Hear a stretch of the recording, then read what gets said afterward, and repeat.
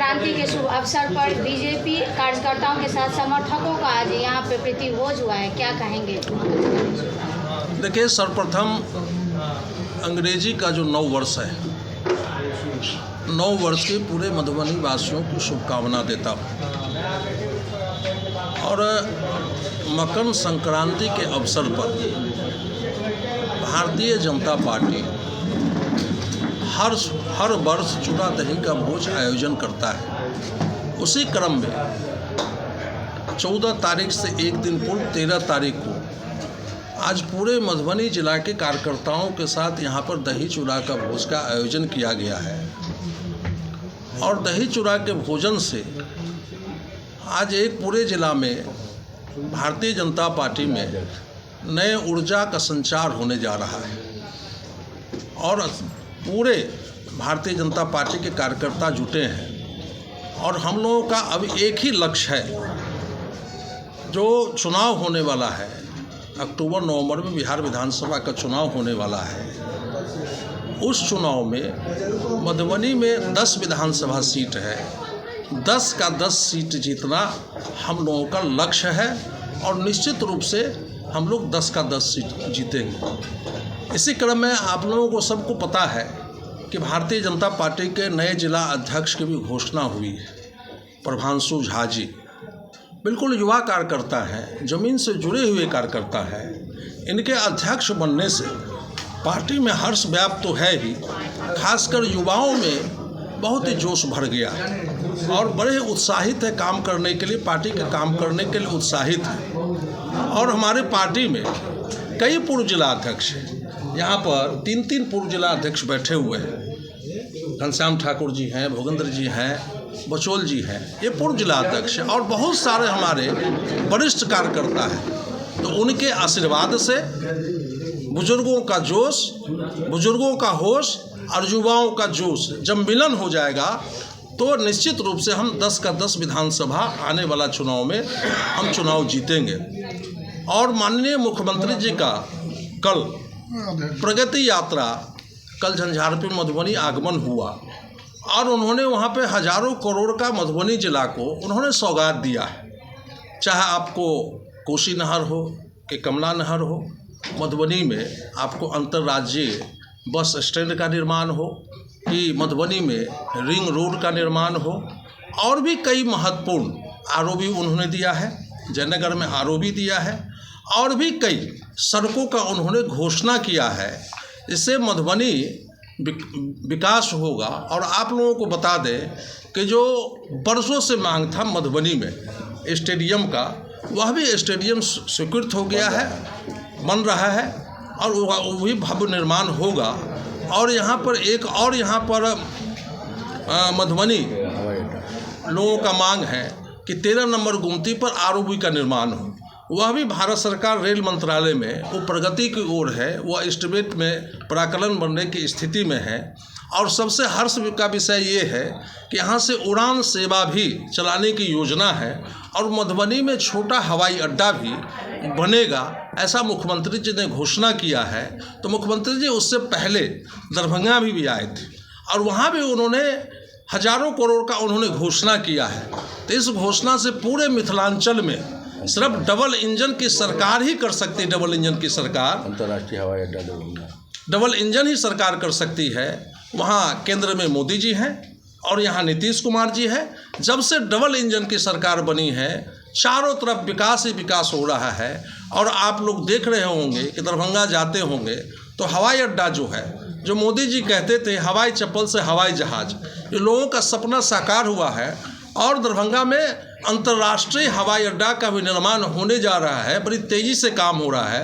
और सड़क के मामले में देख रहे हो कि आमस भी काम हो रहा है। एक दरभंगा दिल्ली मोड़ से जयनगर जो चौड़ीकरण और सुदृढ़ीकरण सड़क का निर्माण होने जा रहा है, जिसमें फर्स्ट फेज में केवटी तक उसका टेंडर हो गया है, हाथ लगने वाला है।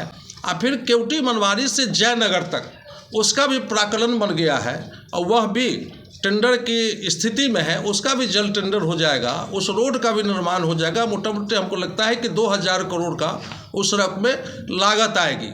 योजनाएं बहुत है, गिनाने लगेंगे तो बहुत सारा योजना होगा। लेकिन इस बीच में बहुत लोगों को देखते हैं जो विपक्ष के पार्टी के लोग हैं, आरजेडी के लोग हैं, जो अपना श्रेय लेना चाहते हैं। तो मैं उन लोगों से कहना चाहता हूं कि सरकार की दृष्टि है, ये सरकार की इच्छा शक्ति है, ये हमारे सरकार में हो रहा है। उन लोगों को अपने 15 साल के कार्यकाल का जो उनका शासन था, पहले उसके विकास का उनको देना चाहिए कि 15 वर्षों में क्या हुआ था।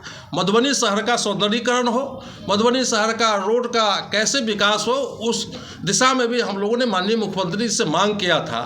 और एक और मांग किया हमने कि यहाँ पर गंगा सागर पोखरा है, उसका सौंदर्यीकरण, जैसा मिथिला हाट में पोखर का सौंदर्यीकरण है, हम लोगों ने प्रमुखता से सभी लोग, यहाँ मेयर साहब बैठे हैं, घनश्याम जी बैठे हैं, बचौल जी बैठे हैं, हम सभी लोगों ने मांग किया और सभी लोगों ने अपने अपने विधानसभा क्षेत्र में जो महत्वपूर्ण कार्य है, जो लंबित है, जो होना चाहिए, उस चीज़ की भी कल चर्चा हुई।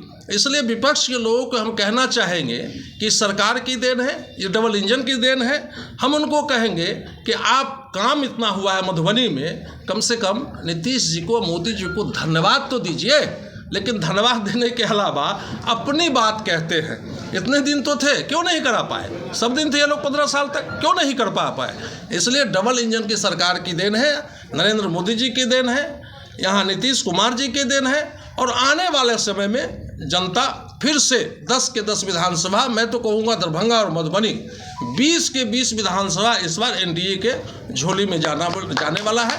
आप लोग यहाँ पर आए मकर संक्रांति के अवसर पर, आप लोगों को भी धन्यवाद देते हैं और आप लोगों से आग्रह करते हैं कि चूड़ा दही खा के ही यहाँ से आप लोग जाइएगा। बहुत बहुत धन्यवाद। जनताओं के बीच 2 प्रश्न के लिए आक्रोश है। पहला सवाल है, जो मधुबनी में कहीं कृषि विद्यालय नहीं है, जैसे प्रगति यात्रा में हो तो जनताओं का अपेक्षा था जो कृषि विद्यालय और सेंट्रल स्कूल यानी केंद्रीय विद्यालय, इस दोनों के लिए जनताओं के बीच आक्रोश है। देखिए, कृषि विश्वविद्यालय का एक मानक होता है, बगल में आपको पूसा में कृषि विश्वविद्यालय एक मानक होता है, लेकिन हम लोग भी प्रयास करेंगे, लेकिन अभी तक इस स्वीकृति नहीं हुई। लेकिन उस मानक पर अगर आएगा मधुबनी तो निश्चित रूप से खुलेगा।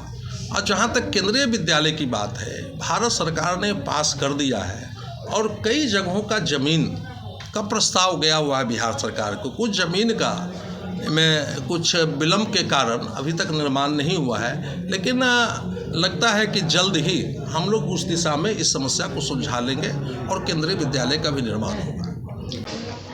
बाढ़ग्रस्त इलाका कहाँ था? झंझारपुर। सबसे पिछड़ा इलाका कहाँ था? झंझारपुर। आपको 15 वर्षों का याद है क्या? कभी झंझारपुर गए थे क्या? 15-20 वर्ष पहले गए थे कभी क्या? मधुबनी से जाने में, झंझारपुर जाने में क्या हालत होती थी? तो चूँकि झंझारपुर बहुत ही पिछड़ा इलाका था और नदियों का जाल खासकर उसी इलाका में जहाँ की बात कर रहे हैं, तो वहाँ पर स्वाभाविक रूप से बाढ़ को रोकने के लिए और सिंचाई कैसे हो किसानों को, इस दिशा में सरकार काम कर रही है और कोई जिला का ही काम हो रहा है। ये झंझारपुर अभी जो आपको रिंग रोड हुआ है, अंतर राज्य बस स्टैंड हुआ है, हवाई पट्टी बनने जा रहा है, ये सारा मधुबनी हेडक्वार्टर का होने जा रहा है। इसलिए ऐसा नहीं है, हम लोगों का दृष्टि है पूरे एकदम सबसे पहले जो पिछड़ा हुआ क्षेत्र है उसका विकास करना, उसके बाद समूचे मधुबनी का विकास करना, और ये डबल इंजन की सरकार कर रही है। बाकी आपको बताना, हम बताने लगे NHI का रोड है जो घनश्याम जी आपको बता देंगे, तो सारा का सारा आप देखेंगे मधुबनी जिला में सारा का सारा है, मधुबनी में जिसको आप बोल रहे हैं सारा का सारा है।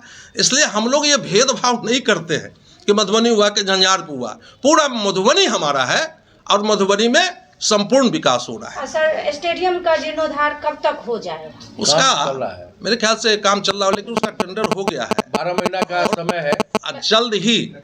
जल्द ही आपको लोकसभा का सत्र हो जाता है, विधानसभा के सत्र होने वाला है, हम लोग बात करके यहाँ पर लाएंगे, अपने नेता को लाएंगे। और बीच में डर है तो फिर ये ना हो जाए जो देखिए, धूमधाम से वहाँ पर स्टेडियम का हम लोग शिलान्यास करने जा रहे हैं। ये समय बीत गया, कल हो बात की, समय बीत गया। जो अभी भी आप देखते होंगे, जो लालू जी के शासन या कांग्रेस के शासन में कई जगह बोर्ड लगा होगा, लेकिन काम नहीं हुआ है। कल ही आपके कहाँ विनोद बाबू बता रहे थे, 1962 की कहाँ का एक विनोदानंद झा जी का वो लगा हुआ है, बोर्ड लगा हुआ है, लेकिन काम नहीं हुआ। हम लोग, हमारी सरकार घोषणा नहीं करती है। जब हम लोगों को होता है काम करेंगे तभी हम लोग घोषणा करते हैं। हमारे सरकार में कहीं भी आपको बोर्ड लगा हुआ शिलान्यास करके नहीं दिखेगा। अगर शिलान्यास हुआ है तो उसका उद्घाटन भी हुआ है।